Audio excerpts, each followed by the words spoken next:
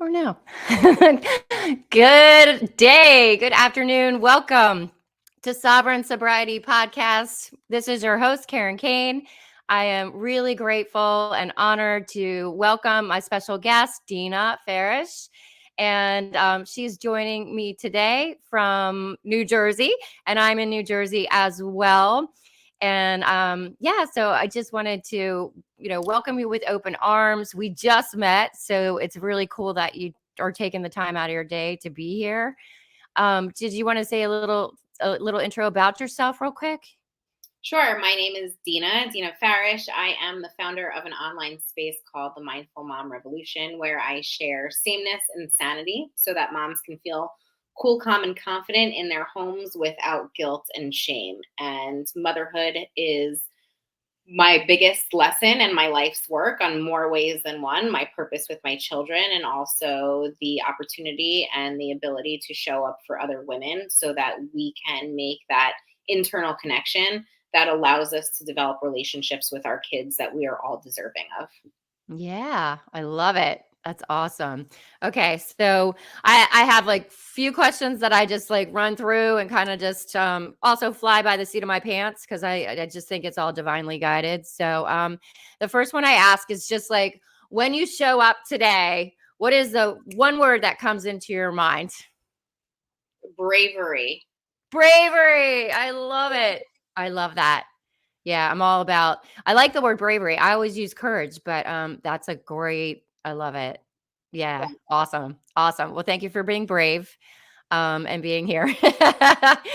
Showing up authentically and yeah, very honored.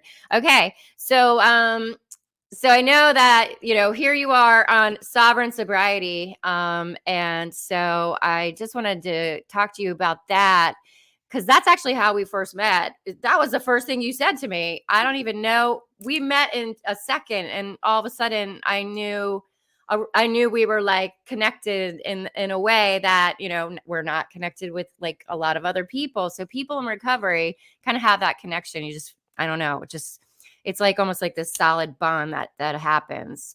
Yeah. Because it is such a really like it's a really thing to be proud of, to overcome bravery. So my question would be is, what was your rock bottom like? Because I feel like we all have it or have multiple bottoms. Yeah. So it's interesting. I always share. So I'll circle back because we just met, Yeah. a few weeks Yeah. ago, and I shared right away that so much of my mission in this world has to do with meditation. And there were Yeah. two times that meditation saved my life. And the first was when I was coming off of drugs, and then the second was in motherhood, right? Mhm. And I think there are so many similarities to me between my addiction and motherhood, and those come filtered through a lens of shame.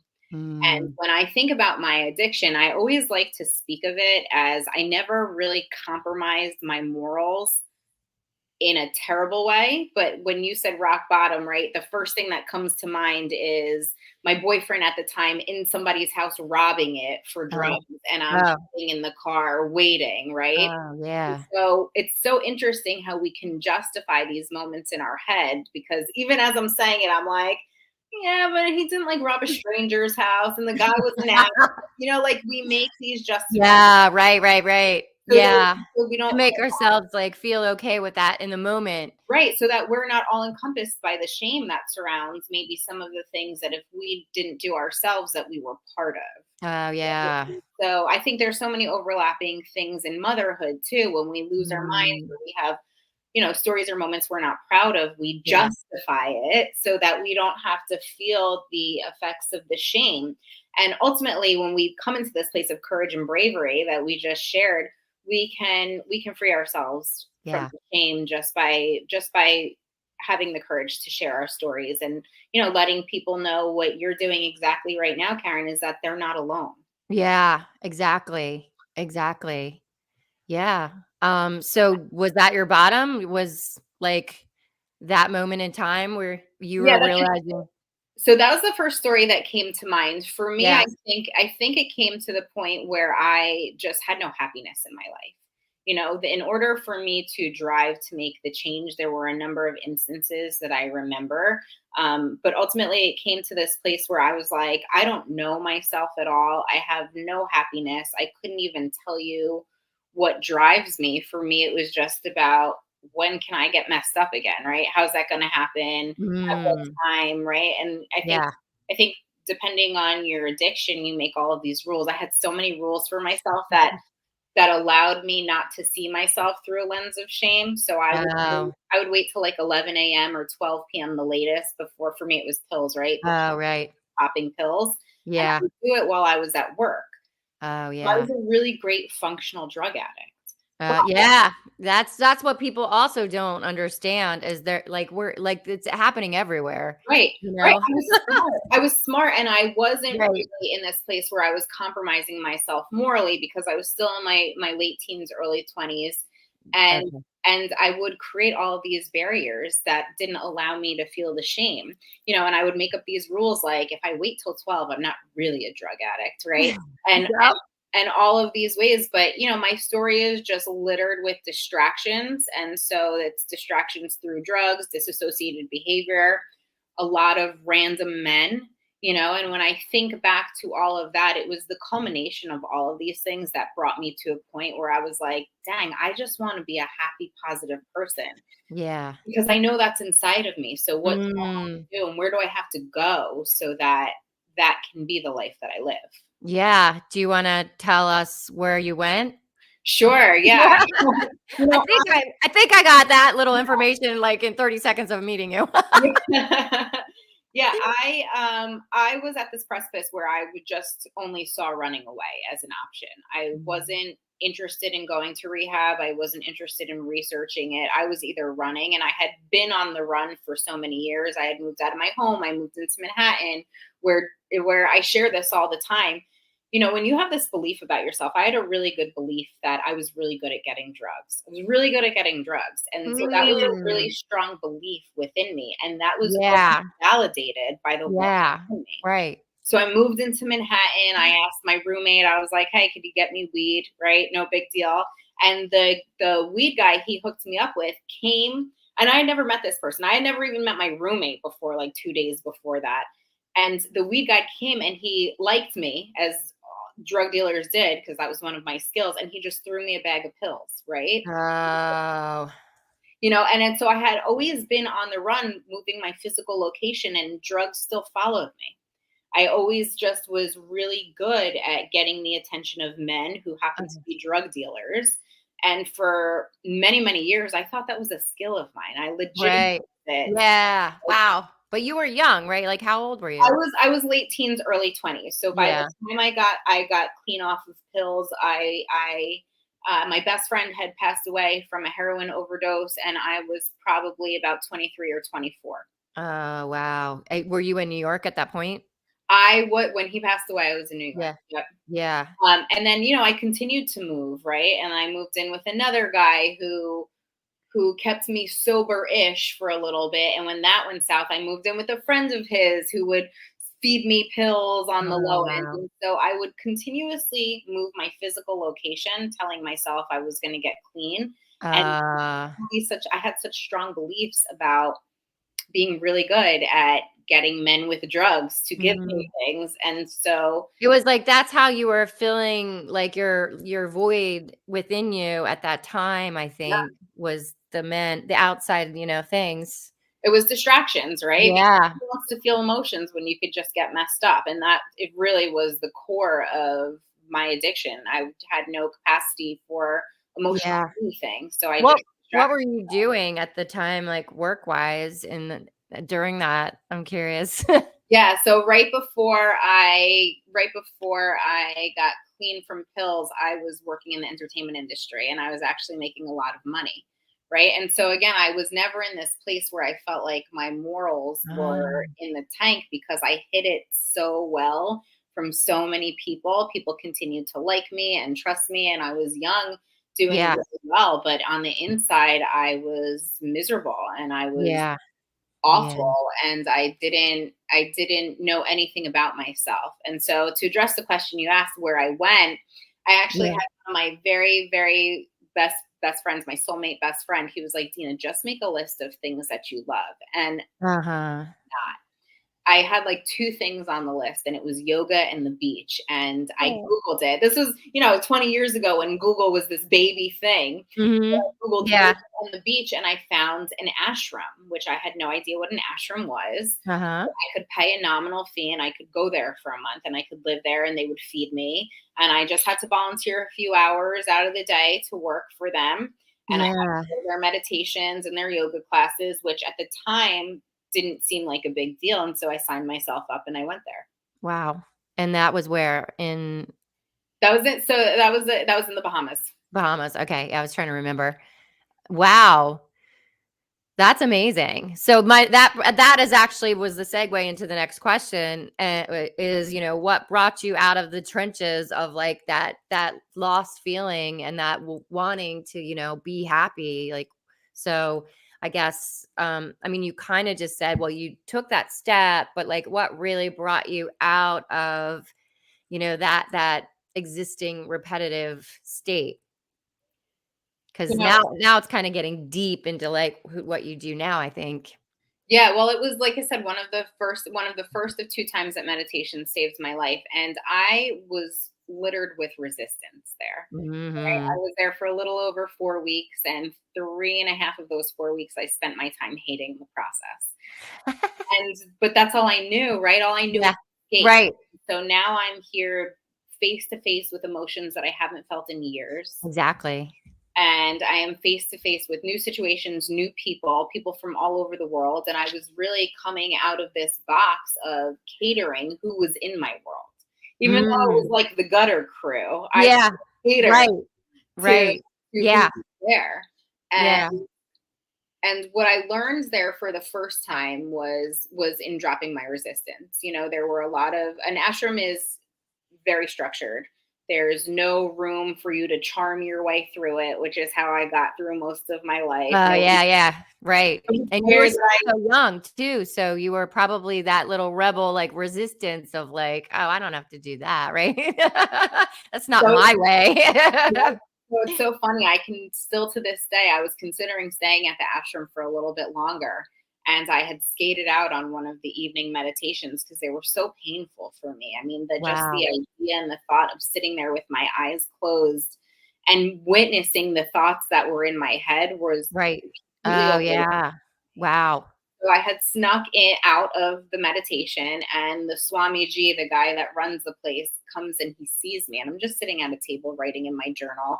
And then I'm literally writing, should I stay here longer? Right? Trying to pan it out. Oh, yeah. And I look up and he is giving me the business because I'm not where I'm supposed to be. And I Yeah. remember in that moment, I looked down at my journal and I was like, nope, not staying here.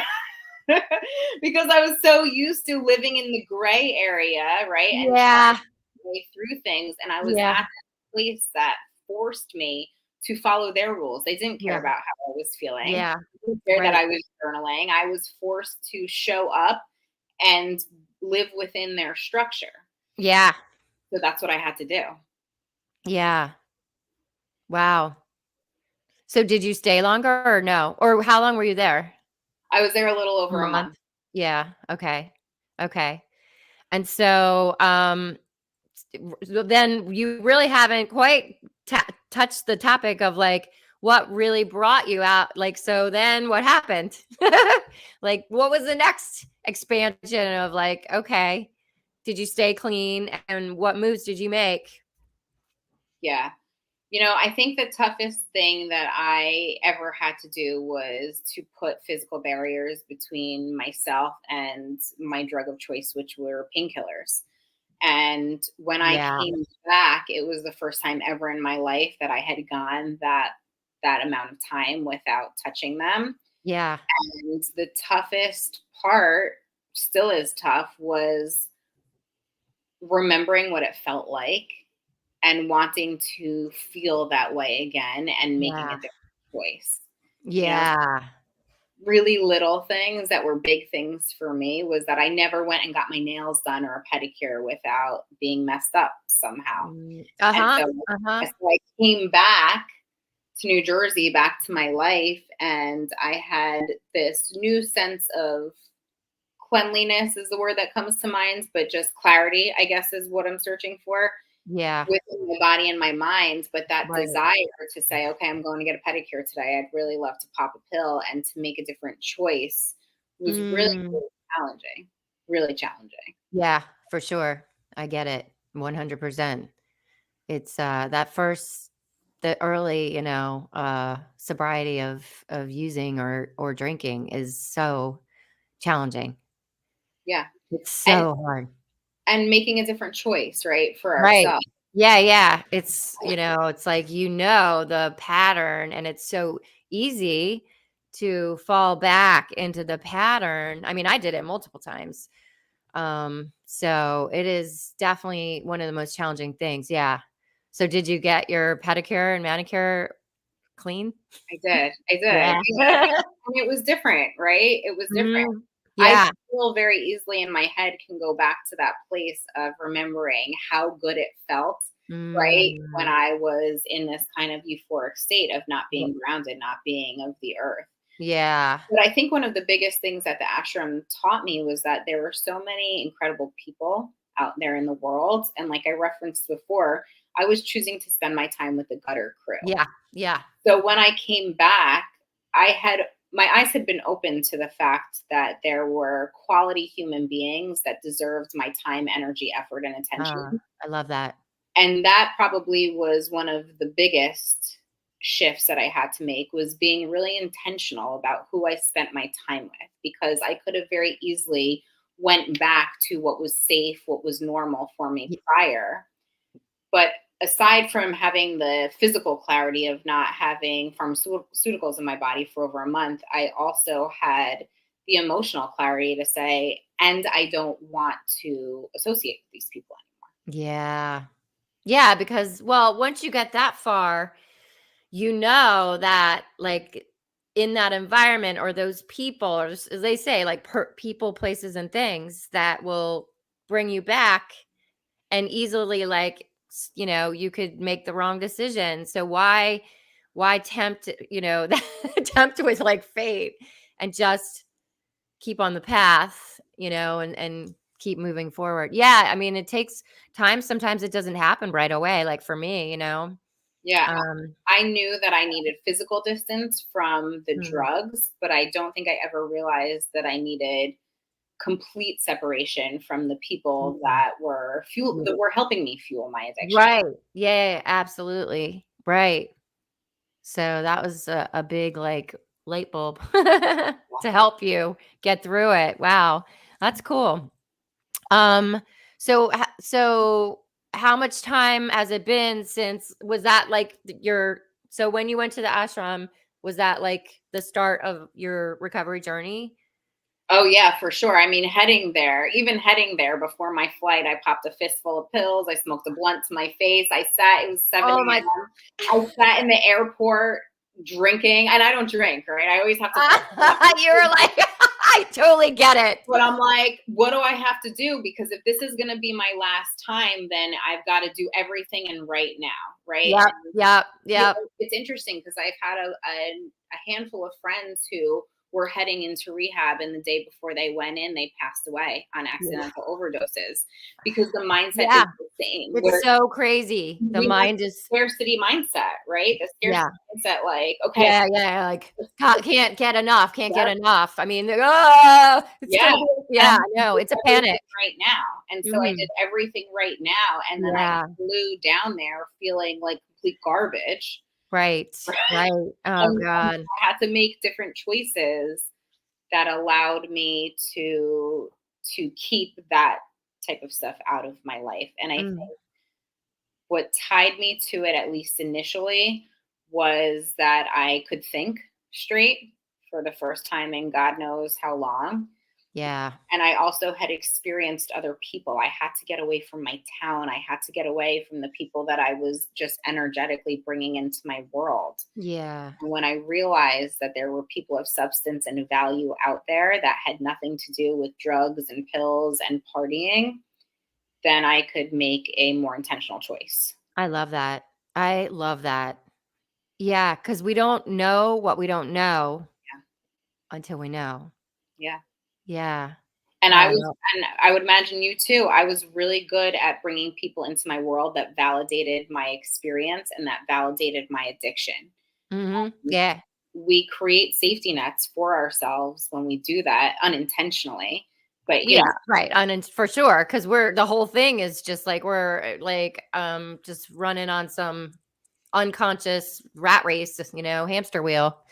yeah, yeah, Yeah, yeah. programs by our beliefs. And I Mhm. believed that I wasn't doing anything wrong. I believed I just didn't want to feel things anymore and that life felt better when I was in this euphoric state. Right, right. Yeah, for sure. Yeah.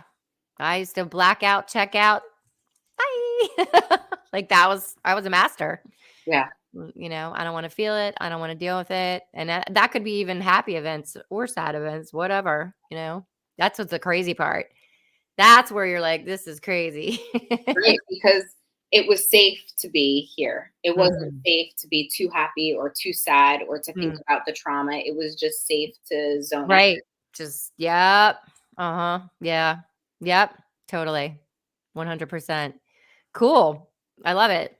Well, I'm super happy that you experience all of that. And I think the magical thing was you were so resistant to doing the meditation, doing what they said. And now let's talk about your life today because it's definitely a direct reflection from that experience, Yeah. Well, I am a mom of three, which is awesome. How old are they? 9, 7, and 4. My crew. Wow. Wow. Yep. And so I think first and foremost, I don't think people get enough credit for sober parenting because Ooh. we live in a culture that glorifies wine o'clock, especially for moms, or is it 5 o'clock yet? And we don't give the people who are working, doing their best to be present with all the ups and downs of parenting enough credit for saying, I'm going to do this without checking out and without losing Yeah. my mind. I 100% back that up. 100%. Yeah, it kinda yeah, okay, we won't I won't go down that path right now because I don't wanna, like, diss anybody, but, that culture is a little frightening, to support the, like, "Oh, mom all day and drink some wine." Like, I mean, because that was my mindset, but wow, that was so toxic. And Right. And it still is. yeah, and my son suffered, Yeah. so thank God that I got out of it when he was like 11, when he was going into middle school, thank God. I mean, otherwise, because he was going down a bad path. Yeah. Direct reflection of me. Very scary. Yeah. And they mimic big time. So they're little versions. So Was when you're that your why? Was that your sober moment? my son is my why, but what I realized that I was what I tell everybody, I had to do it for myself. Yeah. I couldn't do it because I was a drunken mess at his christening.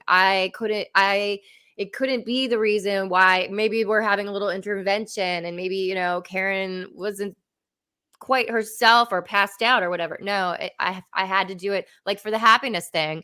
I knew I was like, they're happy and they're happy. And I know that we're meant to be happy. I want to be happy. Right. So, yeah, I had to ultimately do it for me. Right. But my son is my why. Like, he was my drive because I probably would have been dead had I not had to like try to mom him. Um, yeah. And my son's amazing now, incredible. That's awesome. So, yeah, he just started college and, he's kind of embodied like my new path, like the mindset and, like those he says he's not spiritual, but he totally knows how to like manifest and work it. We So, won't tell him. yeah. I know. He'd maybe just, he doesn't want to think it's like a spiritual thing, but yeah, Yeah. he's a crazy manifester. That's awesome. Yeah, yeah. That's awesome. And it comes because you had the strength to pull yourself out of where you were. Right. Yeah, yeah, You for know, something sure. for him. Yeah, yeah, he was definitely going down a very bad path, and I saw that, And but there was a moment. So if we can flip it around for a second, I will Yeah. just say, like, there was a moment that was a super, like, bottom moment. It wasn't like the bottom moment, but it was getting there. Was when it was a Sunday. I used to kind of drink a lot on Sundays because I didn't want to, like, I hated work. Every job I hated on Mondays. So Sundays I would go to town, and I'd drink all day and even rush to the liquor store before it closed at 10 o'clock because I would think I'd be done, but then I wouldn't be done. But there was one moment where I went to the liquor store in the middle of the day on a Sunday, and I was gonna hide it in the basement, and I was like on my way bringing it down to the basement, and he caught me, and literally, like, we were fighting over this 6 pack, and to the point of, like, I got scratched on my eye and scratched on my arm, and I was like, "What are you doing?" And he dumped it all in the basement Wow. sink. Yeah, yeah. He dumped it all in the basement sink, and, that was a pretty low moment as a mom. Yeah, he was so aware of it. Yeah. Oh, yeah. Yeah. Yes, exactly. Yeah. That was, like, the moment of, like, "Oh, wow," like, my son is, like, pouring my beer down the sink on a Sunday afternoon, and we just fought, and I have scars from it. Okay. Let me, really take look at myself. But that wasn't the bottom. Still wasn't the bottom. Yeah, on the way down. Yeah. Yeah. Yeah. I think Yeah. motherhood is such a complexity of emotions, and I think sober parenting deserves all the gold medals in the world because it's so hard to be present with the wild ups and downs that come with parenting. Yeah. And a little bit how it impacted my life later. As I shared earlier, there were 2 times that meditation saved my life. Yeah. I'm almost very fortunate that when I came back from the ashram, I met my husband within a few months of that.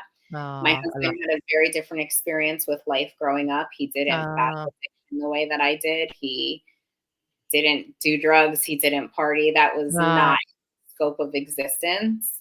And so I met him, and that became really my new distraction, almost my new yes.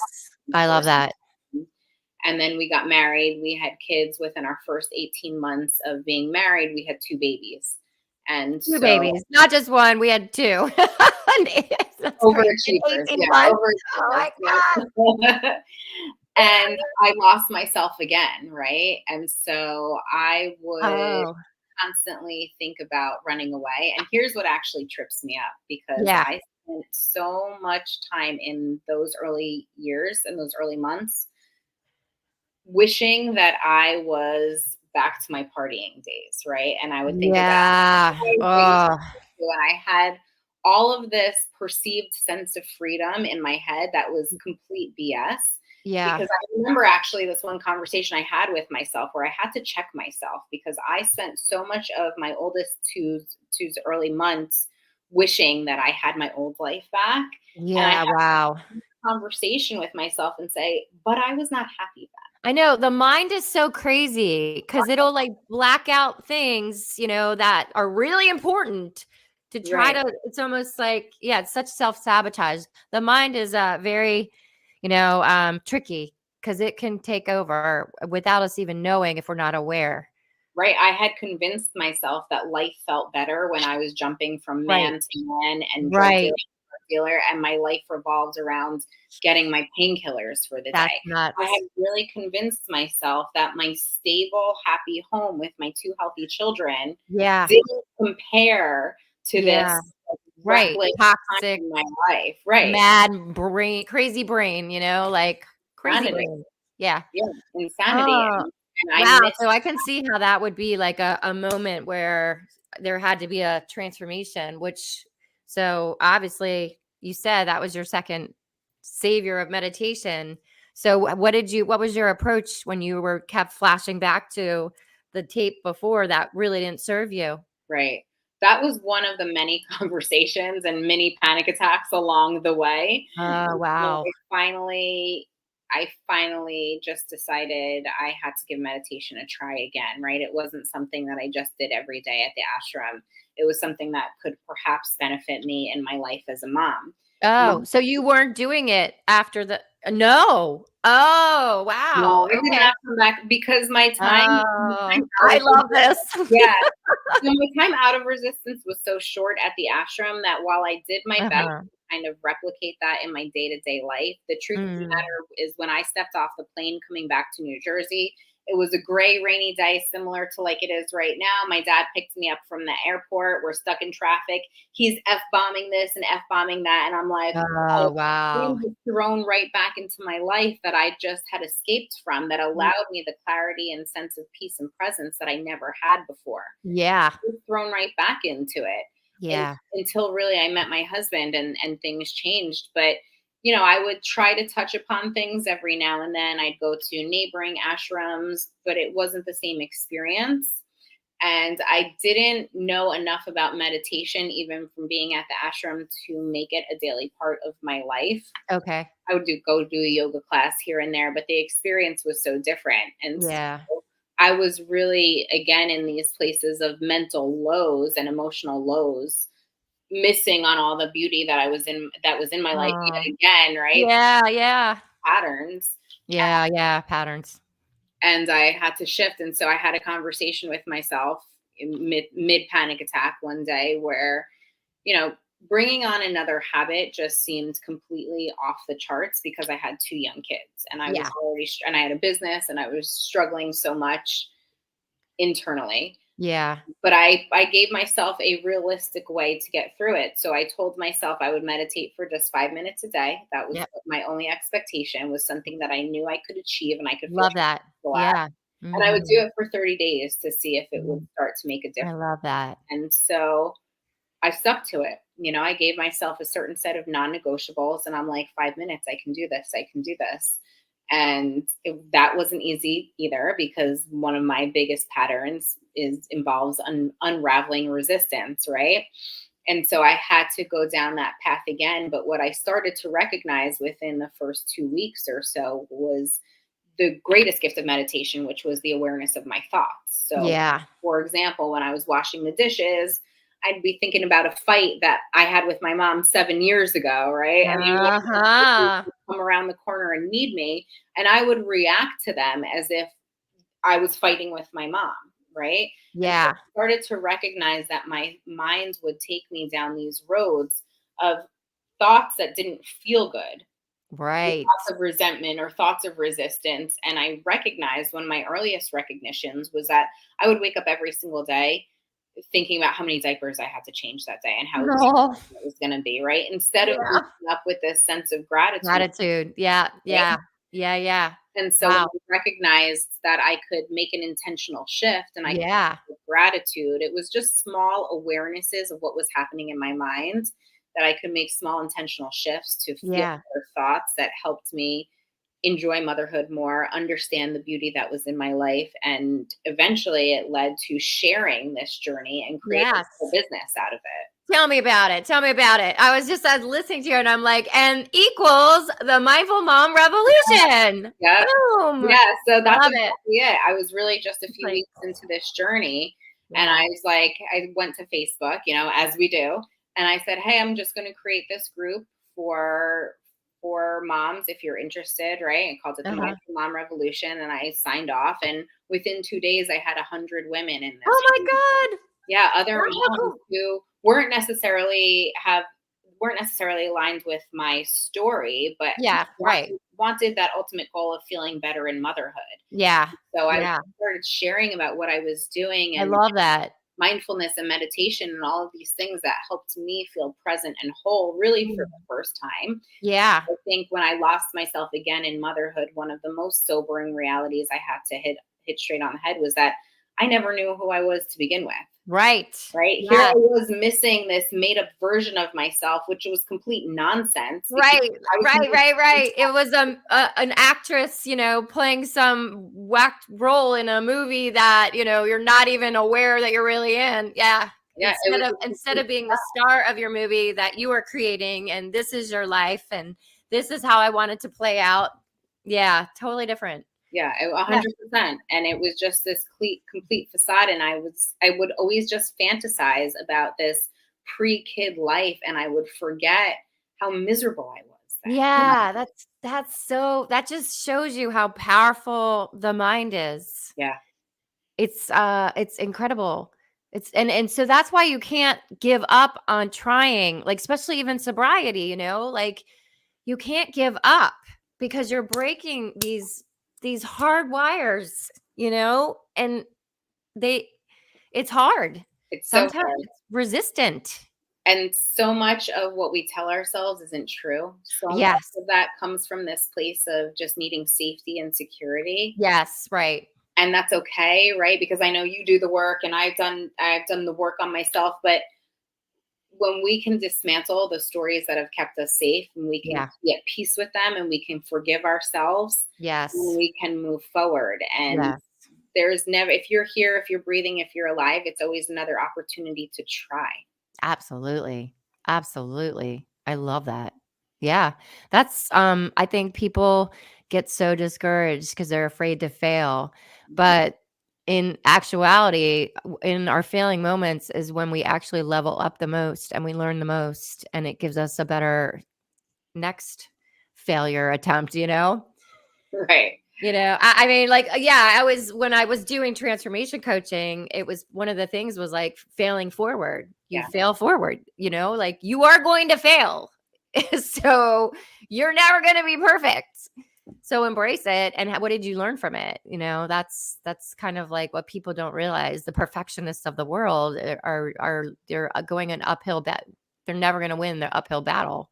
Right. But and to bring everything full circle, it's like that's why so many of us do numb ourselves, because that Yes. reality is a harsh pill to swallow. And when we can sit in this place of being imperfectly perfect, Yes. then we can say, I did the best I could today. Uh-huh. Absolutely. However that looks, I did the best I could. Yep, yep.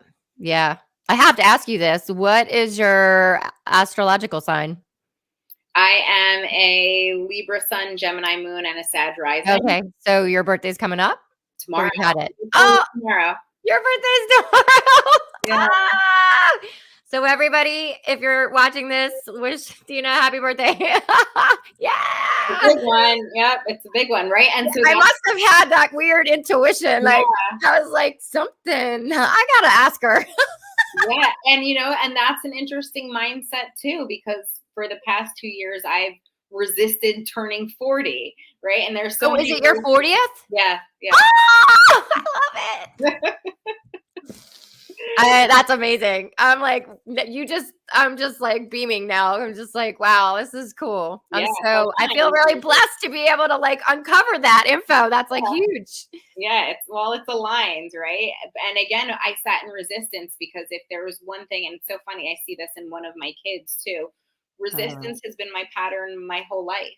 Mm-hmm. So it shows up in everything, not just Uh, medication, not just getting off of drugs, not just turning 40. Resistance, everything. yeah, resistance Yep. has been my Yeah. emotional addiction in many, Yeah. many ways. And Yeah. so I have to be aware of that, right? Because instead of saying, oh my gosh, what a blessing that I've walked this planet for 40 years, right? I was Yeah. resisting Yeah. Right. Right. Right. 40, I can't turn 40. Right. Right. Right. And now I finally have worked through the resistance yet again, because that's Right. my pattern. Yeah. That's your pattern. Yeah. And Yeah. since I have Once you're aware of it, then you know. right Right. now I can see who is it. What a blessing it is to be here for 40 years. What a blessing it is to still be alive when I have Mm. so many friends that didn't make Yeah. it alive, that made Yeah. bad decisions, that turned to heroin as a faster, cheaper fix, Oh. and Yeah. never got to experience marriage and a family and children. Right. I mean, Yeah. what It's so paths we've sad. lived, Yeah, yeah, right, exactly. I know, because in a blink of an eye, like, that's it. right? It's crazy. One Yeah, decision can be everything. exactly, exactly. Okay, so let's first, before I go to the very last thing, as we wrap up, was there anything that you wanted to share about your business? And also, can you share how people can reach out to you and contact you or find you in your group, if that's the best place, or just let people know what you're you know, how they can find you and what you have to offer, I guess. Thank you. Yeah. I'm on all social media platforms, either as Dena Farash or the Mindful Mom Revolution. I love sharing sameness in motherhood because there is so much shame in the stories we don't tell, but there is so much healing when we find the bravery and courage to allow these stories a safe place to share. We get it off our chest and we never know the Mm. positive impacts that we are making on another human being. So, thank you for this opportunity to share Yeah, my story in this way because it right. is a big part of my story. It's a big part of my unraveling, and it's a tremendous influence on the work that I do right now. Yeah, I obviously. Cool. yeah, I run a free group on Facebook. So if you're on Facebook, if you're a mom, please join it, the Mindful Mom Revolution, where I talk about all of this and more. Nice. Whether I want to or not, I show up and I share because we need more human beings. We need more connections in our lives that let us know that we're not alone and that we are perfectly imperfect. Yeah, believe in humans. Exactly. Yeah, Yeah. yeah, You know that Sat song, Perfectly Imperfect. What's it? The song is called I Am. I'll send it to you. awesome. It's amazing. Yeah.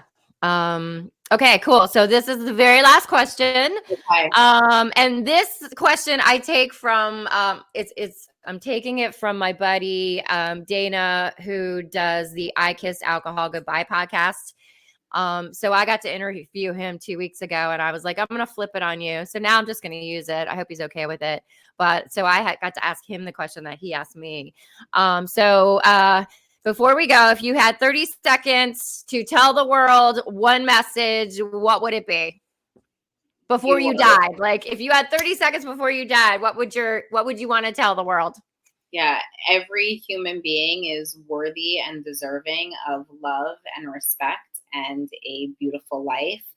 And if you are currently not in that place, there are resources and people that will help you get there because Mm, you are worthy of a life that feels good.